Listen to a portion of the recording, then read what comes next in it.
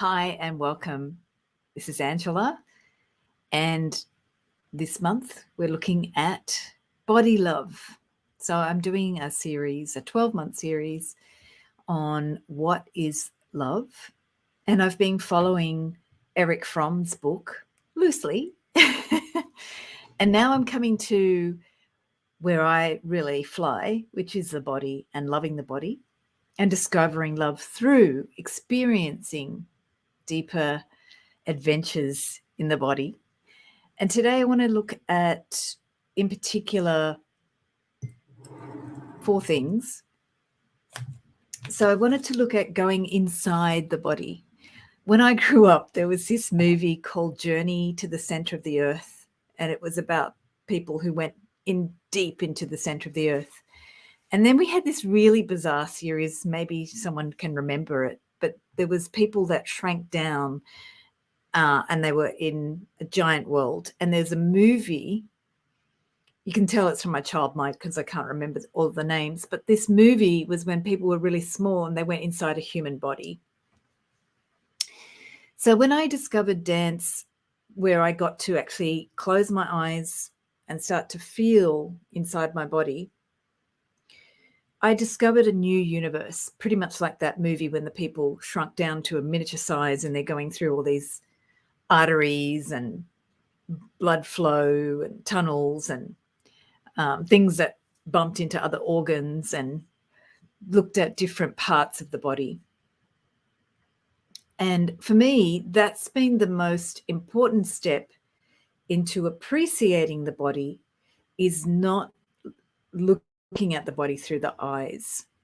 So I'm going to explore a little bit about going inside the body and why this is something to begin looking at culturally, how to start listening to the body by closing our eyes and going deeper. And then the second thing I wanted to touch on is how we can't regulate or legislate appropriate behaviors around the body if we don't also complement that with what I just shared in the first point, which is going inside and building a relationship internally with your body. Now, some people get sick when they close their eyes and start to feel or imagine inside their body. But you don't have to do it that way. There's many ways to dance with the body, which I'll share a few pointers as to different ways to work with the body. However, our society is very much visual society at the moment, and it's very dominated by images of the body, which has been proven to be very damaging in terms of healthy relationship with the body, whether that's building up imagery that's too sexual or whether it's building up imagery that's about your body being unattractive. That's been going on for a long time in the media. But you can't legislate a culture to treat people's bodies differently or appropriately unless you also complement that with actually teaching young people and old people and everybody really how to touch, what touch is. So I'm going to talk about touch. That's the third point, the power of touch. Touch has been stolen by media and other people that want to steal it as something that's sexual. And we need to reclaim that. We need to reclaim touch as a nurturing and a supportive gift. It's one of the senses. It's the first language. So when you're in utero, the first language of communication is touch. You don't have a brain, you don't have nervous system fully developed. And the first sensations are your body meeting another body. So I'm going to briefly touch on the power of touch. And finally, I just want to look at a lot of our modern approaches to body love is about the mind saying, I love myself just the way I am. And that's great. However, it's not enough. We need to do more. People in this pandemic have been starved of human contact, which is about being in the same space with people, even if you don't know them, just being around people. However, we can't just use words and positive affirmations to transform and to create love. Love is a process, which is one of my teachings from my book, The Body of Love, where I look at the energy body and how when you work with the body, you start to activate the feeling of your body. And what we've learned from the pandemic is that when we're isolated in a house, our bodies are hungry for contact and for proximity to others. But we need more than just positive ideas. We need to be physically working on how do we get into social contact with people that feels restorative, that brings us back to our humanity. And to bring it into balance, because you can't just legislate. Social distancing was an example of legislation, how we space our bodies, how we do body hygiene. And they were all very useful and sensible, right? So in terms of love, love is actually about many features. It's about safety and security. And that's what our social distancing started to work on. And love is also about exploration and creativity, new things, discovering. It's also about feeling variety and getting other things to experience yourself with. It's having a sense of being more rounded, not just rounded. And also it's about giving. Love is also about giving and contributing. So we have facets of our personality that through the body can be explored. And if you tend to always seek safety, which is what our pandemic was very much focused on, being safe and staying alive, then you miss out on the other things, which we're now starting to appreciate more. Contribution, being with others, we're starting to appreciate more all the other things that we want to experience, not just with our body, but with our consciousness as well. So I'm going to look at a little history on how I started going inside the body in terms of dance. So once I explored dance through the Sufi work, I had done Sufi movement in America, and I came back to Australia, and I had lost my father, or my father was actually sick at the time, and I needed to reconnect to my body because I felt distraught and out of control. I had some other health issues as well, so my body was out of balance big time. And I found a dance class with Annetta Luce in Sydney, and she had an incredible variety of resources in the class, but a large amount was inspired by body, mind centering and contact. Body, mind centering and contact dance. So body, mind centering is work of Bonnie Bainbridge Cohen. She's still teaching. Check her out, BMC, Bonnie Bainbridge Cohen. And Bonnie looked at, worked with people who had a lot of occupational, she worked as an occupational therapist, and people who had injuries and were injured in their body and couldn't move.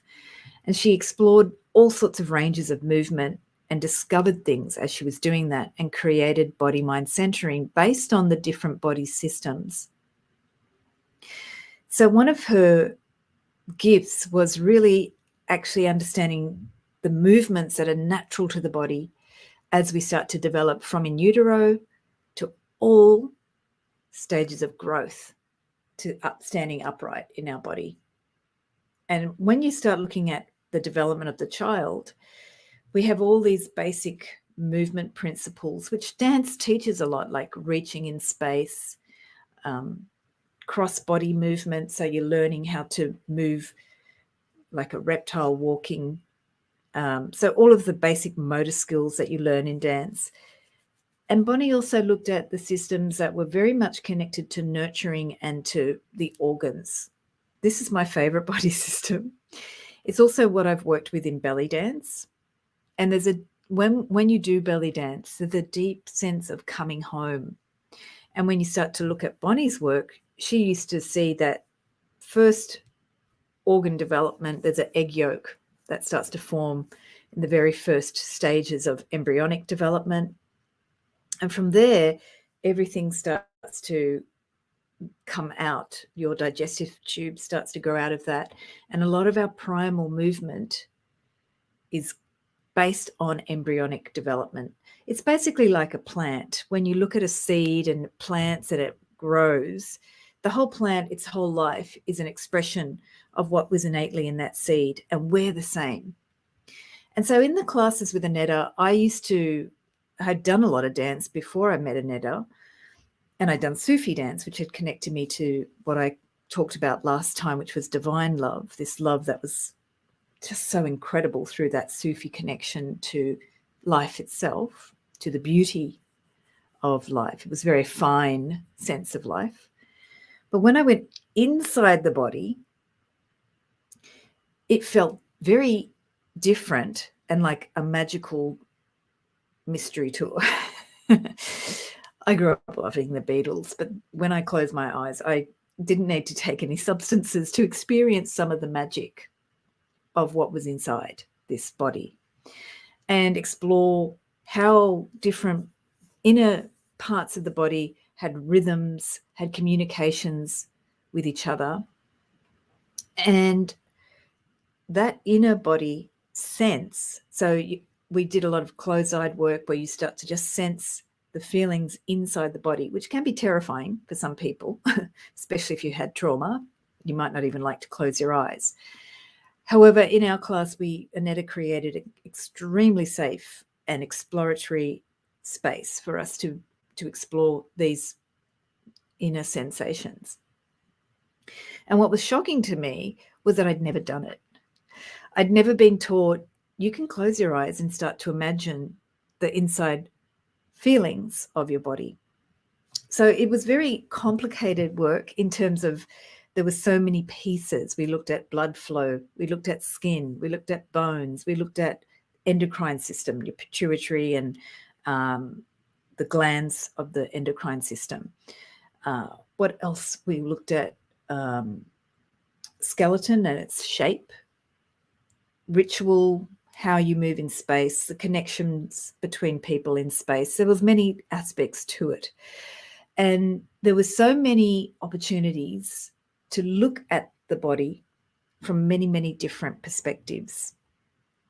So one of the magic things that our world can benefit from is to start engaging with the body from many, many different perspectives. It was certainly what I experienced with Aneta, and I think we need to bring that back because unfortunately, when we go into isolation and social distancing and these structured behaviours and legislating and overuse of technology, we lose that multi-dimensional or multifaceted way of experience ourselves and the body. Now, any of you who've done yoga or done movement practice, you know that any day that you do that practice, you experience the body differently. And if you've done many different types of movement, each movement practice has a different approach and thinking, but literally a different intent or approach into the body. And this is a clue that our mind and our approach to the body is starting to be reduced in modern culture because of, especially you can see with technology being dominant, we're starting to be engaging more with the visual image of the body. And we're also sitting at desks with computers, we're attached to devices, we're developing and putting more money into technology where we become more focused on devices. And the social interactions that we might have had through more traditional cultural exchange or social exchange or even dancing in a nightclub is problematic, or it's attached to a certain lifestyle. And so where I live anyway, you can see on the streets there's much less physical interaction and movement. It's slowly coming back as we get out of the pandemic. So the emphasis on how our bodies are starting to move into more restricted thinking about the body. We saw it demonstrated through a very strong focus on health, which is really important because we've got to learn, firstly, how to not to take life for granted. But then it's like people are bored of the pandemic or frustrated because they feel structured and limited in the way they're allowed to experience their body and also share that with others.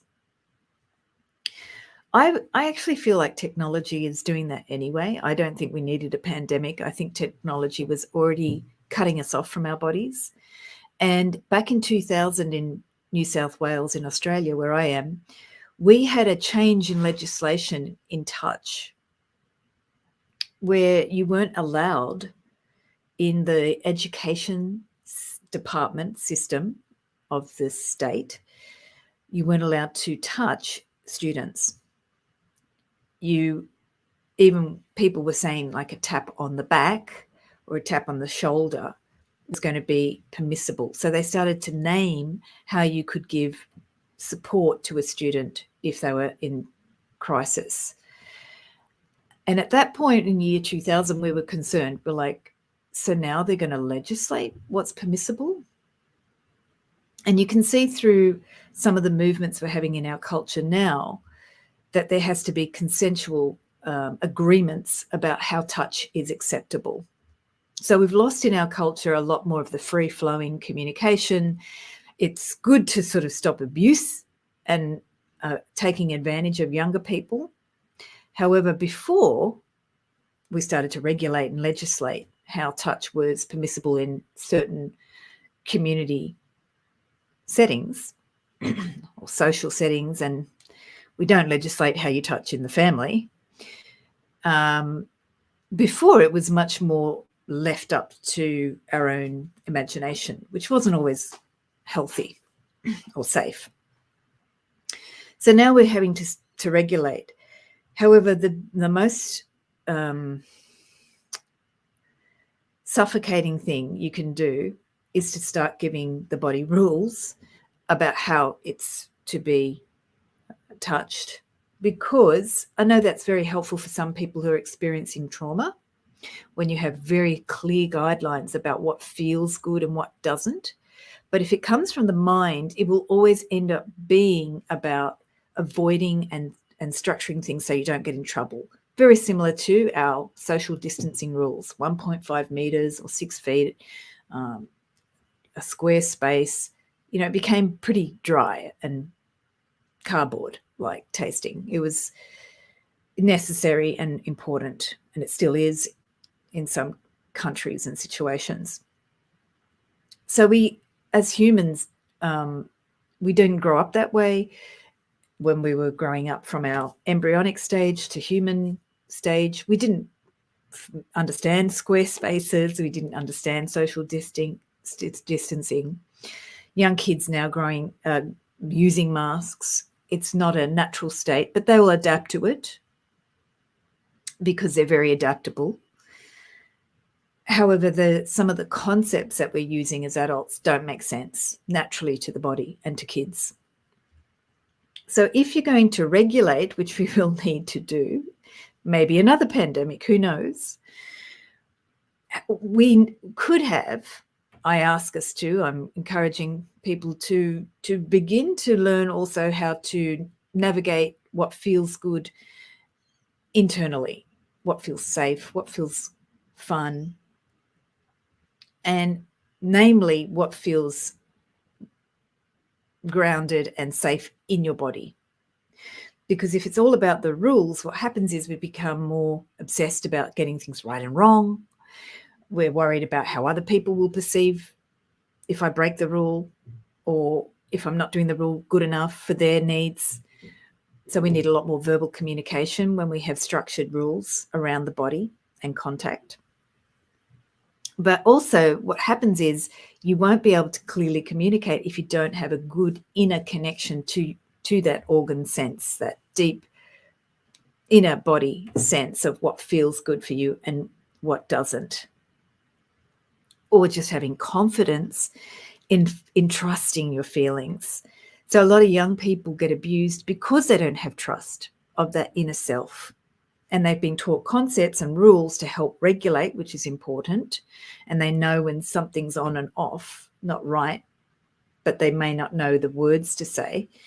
So we need to start teaching young people and all people how to know when something feels off and to trust that, and how to verbalize in an expedient way quickly, which can be something that can be done if we start to go in and feel what feels safe. Now, the second piece is, if we're going to regulate and keep people safe with distance, we also need to know what safe is on the inside of the body. And the system that really regulates that, and I write about this in my book, The Body of Love, is the autonomic nervous system, the ANS, and the parasympathetic nervous system. And if they're not regulated because they're too stimulated by technology, you might have a neurotypical brain or a neurotypical brain, and you just are being challenged by stress in your world. There's a lot of stress that's going to increase in our world. How do you regulate? How do you do that? How do you know what regular is? What I found really interesting from the 90s till now is that we had stress back then, but people were expected to know how to regulate that. Now we have to teach people how to self-regulate. We didn't do that before because there are more increasing amounts of stresses. The population is getting bigger. And just when you get more numbers, stress naturally increases because people have to work out more. They've got more stimulation about what's the right way to respond and how do we respond with larger numbers. And it's new things. New things create more stress about how to respond. So our nervous systems are getting more stressed because of all the change.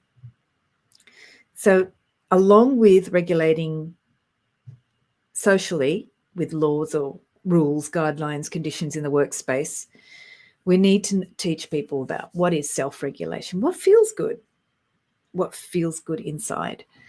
So a lot of the times what we used to do was just close our eyes and ask that.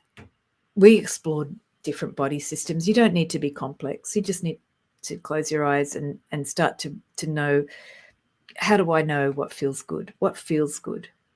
And when you eat things and you really focus on eating something with curiosity, pleasure, time, enjoying it, you can start to engage in slowing down and starting to teach your system what feels good.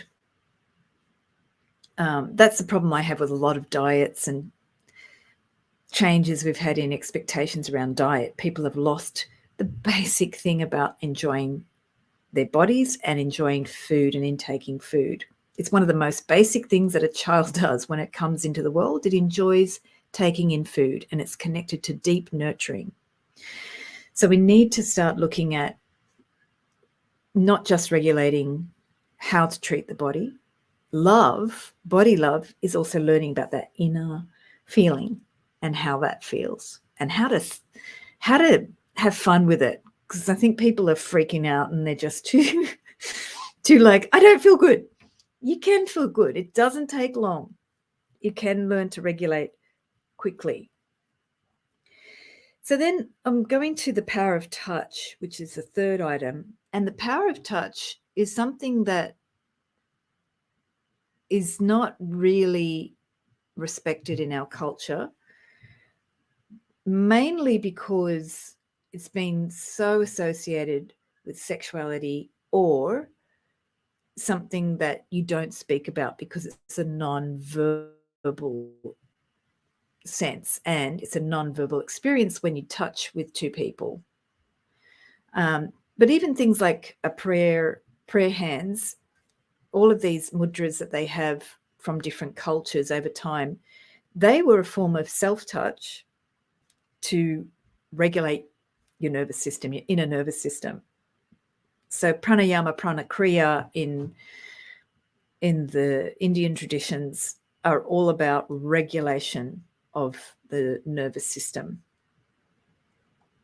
And different things that they do with the hands were also about opening up your body to being aligned in its energy and regulating the nervous system. Everything's about regulating the nervous system when it comes to the energy body, the chakras, breathing, yoga, dance.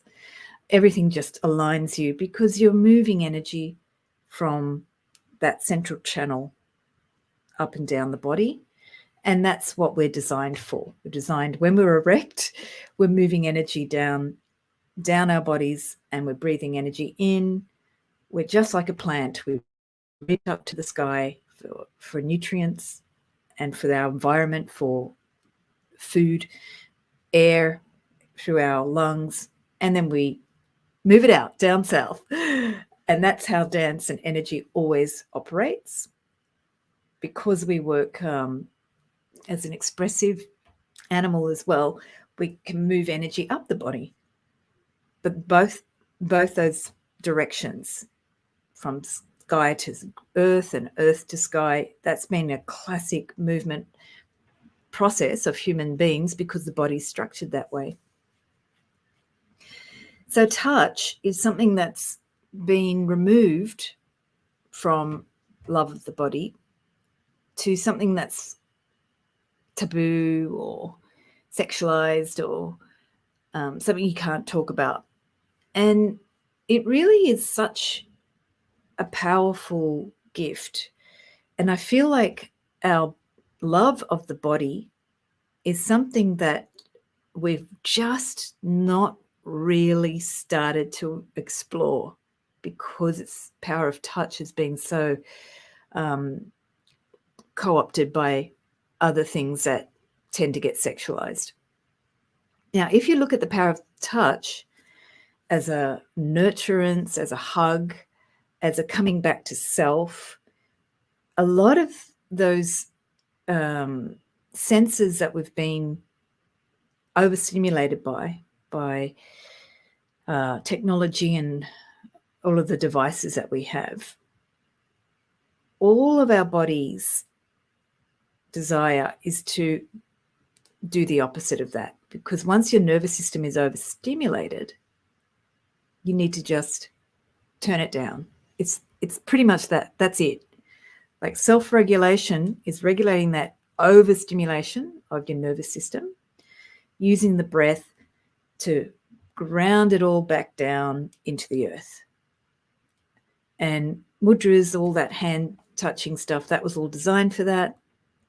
Simple things like your intent in your hands is basically all of the work that I do with healing, all the healing work I do. Sometimes I send healing just by my thoughts or my energy.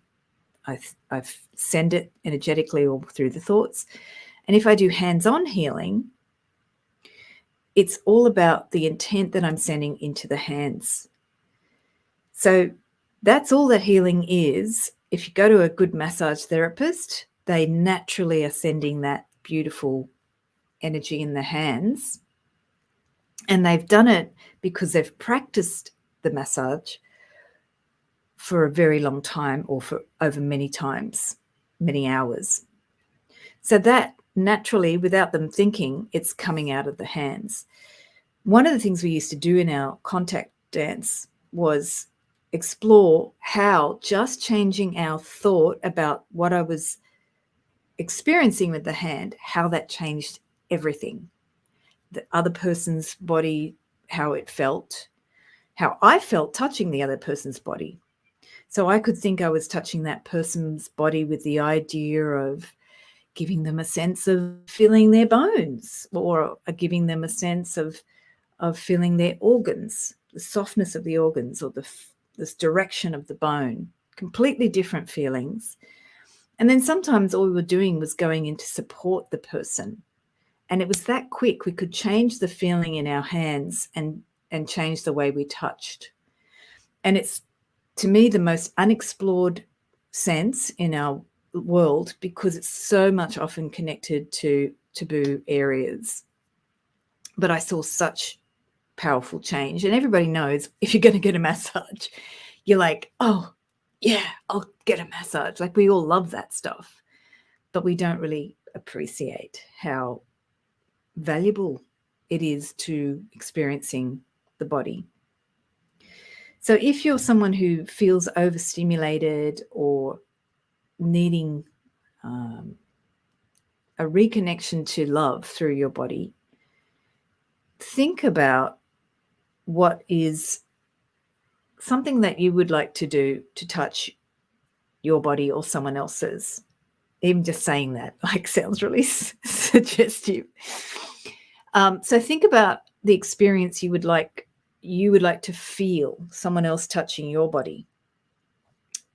You could make it as innocent and as sweet or as psychedelic. You could make it anything. You could put that intent and you could imagine what that might feel like. And imagination is key in touch. Touch and imagination to me are the same, because I can imagine something in my hand and then I start to send it through the hand to the person's body. And that in itself is a communication, a nonverbal communication that starts from in utero. We don't explore it. We don't explore touch. We just tend to think it's something you should know how to do. But many times when I was working in training with other therapists, massage therapists, reflexologists, many people don't know how to touch. They haven't been able to connect the imagination to that body sense.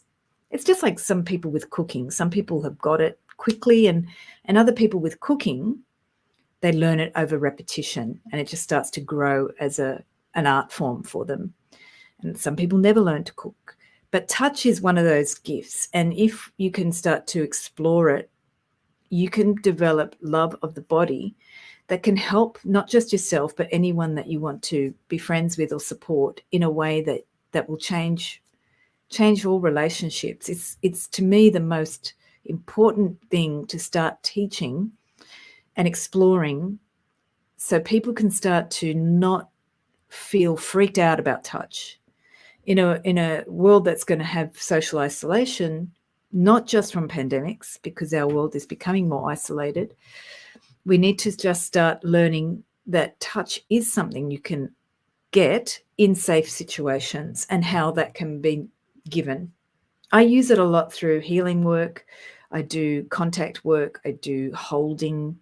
And I found the holding in my healing work was the most profound support for anybody. All I needed to do was that. And then the person started to naturally lose all of their trauma.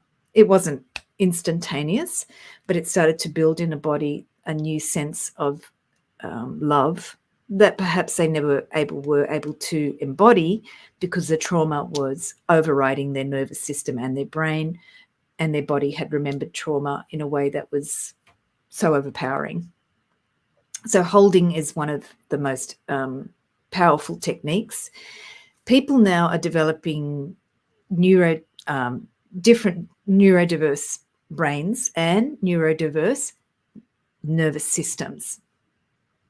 So some people, you might see people who listen to ASMR, they're hypersensitive with sound. They might not like touch on certain parts of the body. So this is a really important area to explore for them about what touch feels like. How can they describe it? Sometimes, with people on the autism spectrum, they can scream or have a certain reaction to touch.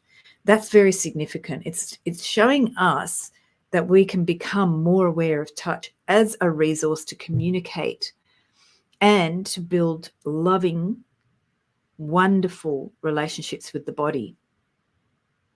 Because the body is showing us, with this overstimulation or change in the neurodiversity that's happening in our bodies, in our world, that there is a new thing we need to give the body.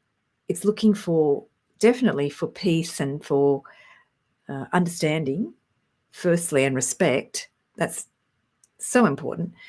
But it's actually looking for a different way of experiencing touch that will create new ways of relating to the body.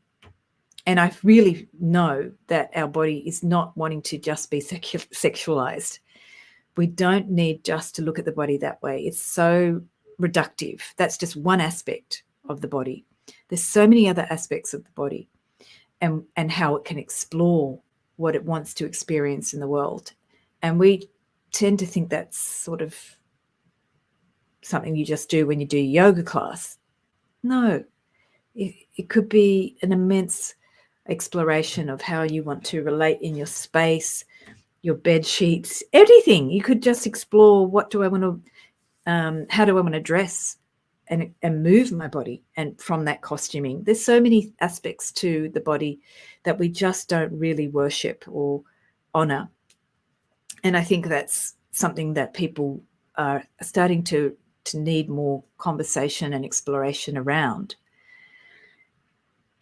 So the final closing thing I wanted to share is that if we just look at positive affirmations, they'll never be enough. Saying I love my body the way I am, yeah, great first step, and I think it's important to say things.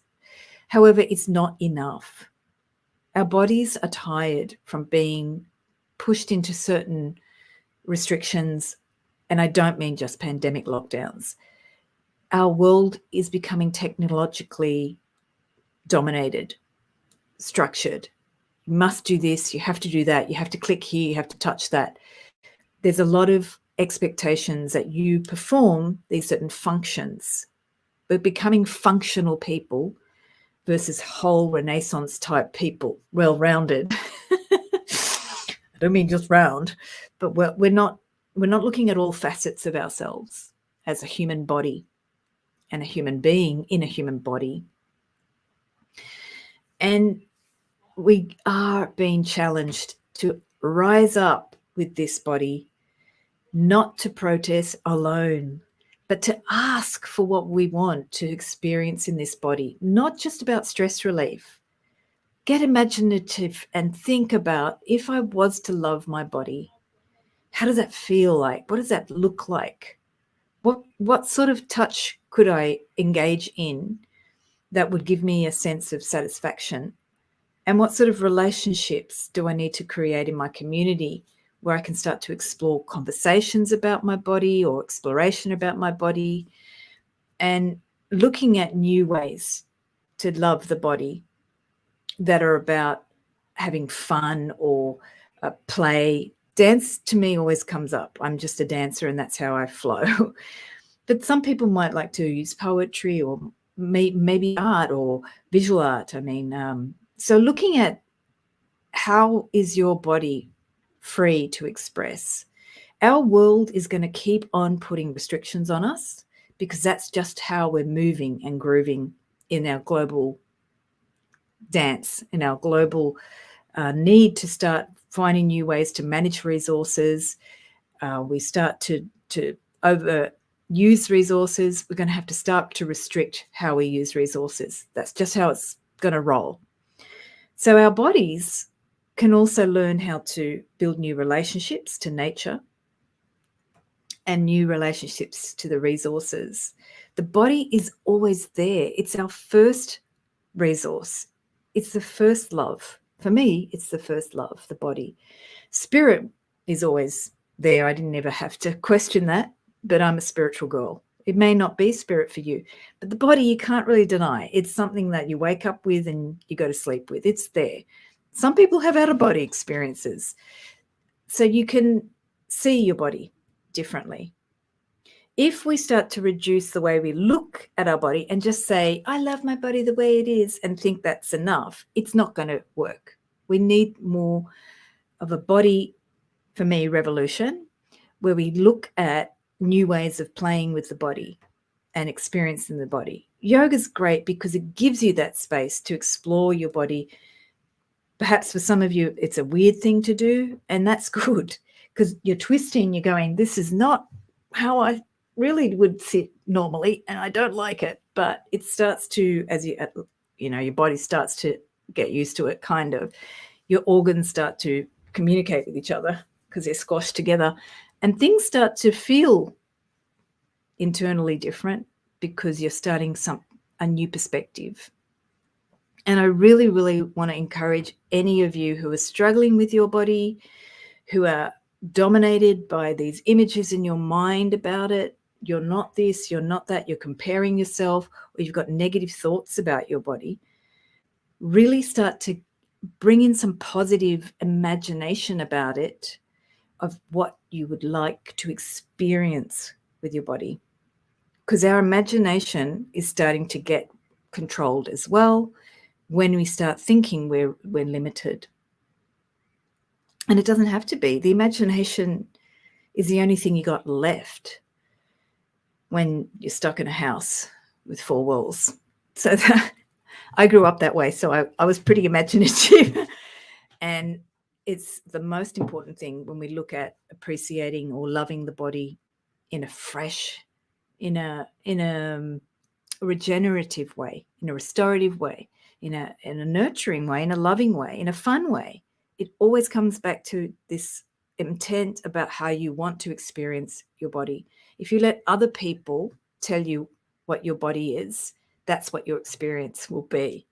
Believe me, I did that for a long time until I was 49, and then I got cancer and things changed. So you can always regenerate with your desire to do so, about re-experiencing your body in a fresh way. Our bodies were designed to wake up in the morning, have an experience, go, what the? I don't know. Oh, I like that. I don't like that. And then go to sleep, restore, and wake up and do it again. We're like a flower that opens and closes every day. And so too, our bodies are constantly offering us a daily opportunity to re-experience this body differently. So that's where I'm going to leave the discussion on body love. I love the body and talk about it in many different formats. These are the points I came up with today. If there is areas about loving the body you want me to talk about more, please put that in the description on the chat. I'm not really on Facebook that much anymore, so I don't always see the comments. So you can always put them there, and I'll try to get into Facebook. I'm more on YouTube than anything else. And also you can email me, angela@dancewithangela.com. I'm also interested in other areas of love that you want to explore. I'll be talking to Gina this month as well. I haven't spoken to her about this topic specifically, but we might explore another topic around Valentine's month. So I'll let you know about that topic once we connect. Thank you so much. I wish you a beautiful body of love. Experience this body that is a gift. And until next time, have a great month.